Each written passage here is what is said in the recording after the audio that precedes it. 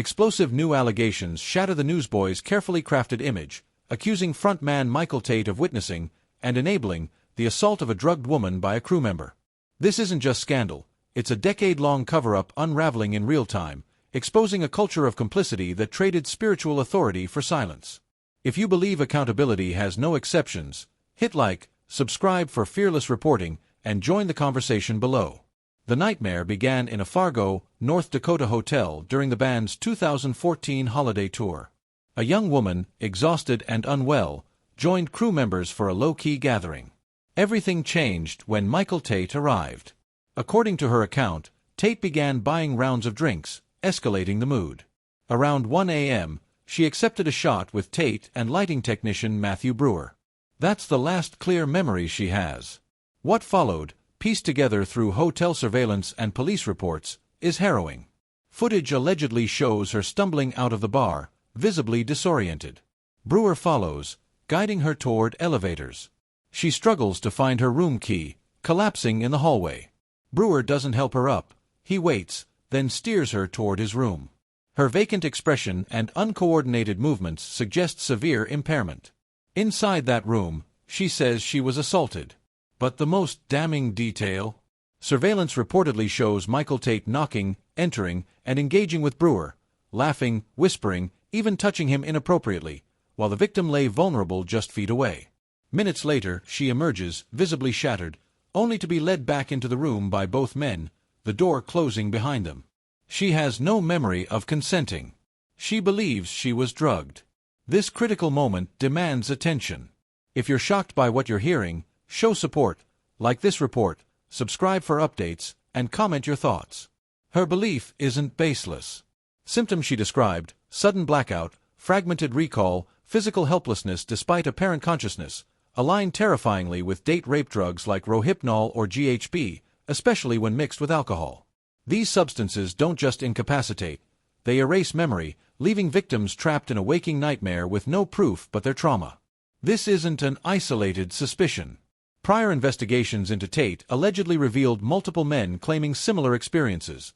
Drugged by Tate, left semi-conscious, and subjected to unwanted advances. Those stories were buried.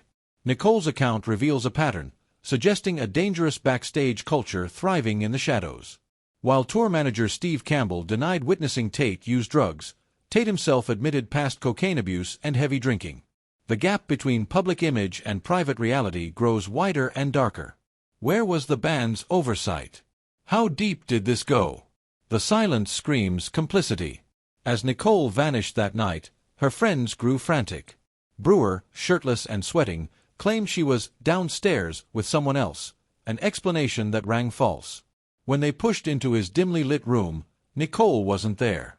Later, fragmented memories surfaced, waking on a cold bathroom floor, paralyzed by an unnatural heaviness, hearing Brewer and Tate's voices, the horrifying sensation of being restrained, forced down, violated. Then, darkness. Her mind, like so many assault survivors, shut down to survive the trauma. Instead of support, she faced deflection. Tate allegedly approached her privately, framing his presence during the assault as a moment of weakness, admitting he didn't touch her but watched, was turned on, yet had prayed for forgiveness. This wasn't remorse, it was spiritual gaslighting, using faith language to evade responsibility, implying divine absolution erased earthly harm. His confession to her friends was even more chilling: "I should have done the right thing. I didn't." This calculated minimization reveals a mindset prioritizing reputation over humanity. The Newsboys management now claims they only learned of alleged criminal activity in June 2025, over 10 years after Fargo. This defies belief.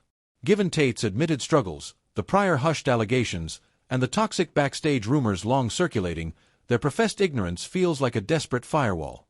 Who did know? Who turned away? The band's entire identity, marketed to churches, youth groups, and families as spiritually pure role models, collapses under the weight of these revelations. Backstage wasn't a sanctuary. It mirrored the excesses of secular rock tours: alcohol, alleged drugs, and predatory behavior enabled by a system designed to protect the brand. Hands raised in on-stage worship were the same hands that ignored cries for help. The meticulously curated image, devotional interviews, faith-filled social media posts, was a facade. Now exposed, the scramble begins. Distancing, damage control, claims of ignorance. But enabling predators for ticket sales and fame isn't ignorance, it's a choice. This hypocrisy can't stand. If you demand truth from faith leaders, comment below, like for accountability, subscribe as we follow this story. The Newsboys scandal isn't just about Michael Tait or Matthew Brewer. It's a devastating indictment of an entire ecosystem built on image control and institutional silence. A young woman's trauma in a Fargo hotel room was ignored. Tate's alleged pattern of predatory behavior was buried. Management's delayed, implausible response reveals a priority: protecting the machine, not the vulnerable. The band's Christian label now rings hollow, a marketing tool masking a culture where backstage excess and alleged complicity in assault flourished unchecked. This is the ultimate betrayal, using the language of faith to cloak sin, selling spiritual inspiration while allegedly enabling violation. The core takeaways are damning. First, complicity is violence. Watching abuse unfold and doing nothing makes you part of it. Tate's alleged presence and inaction are as morally reprehensible as the assault itself. Second, spiritual manipulation is a weapon. Framing accountability as a lack of forgiveness or hiding behind prayer perverts faith into a shield for abusers. Third, delayed awareness is often deliberate ignorance. Claims of just finding out after a decade of rumors insult the intelligence of supporters and re-traumatize victims.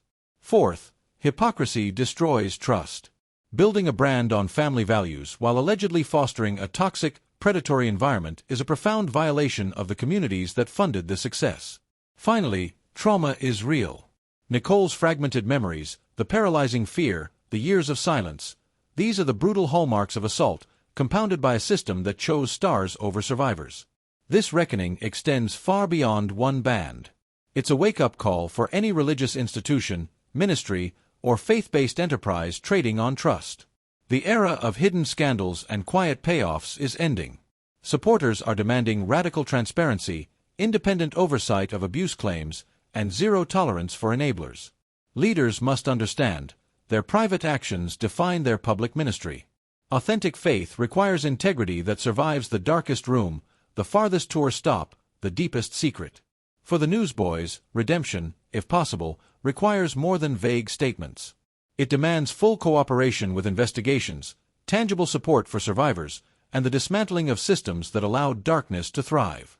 The stage lights may dim on their legacy, but the spotlight on truth has never burned brighter. This story isn't over. What consequences should follow? Share your verdict below, like to demand change, subscribe for the latest developments. The silence ends here.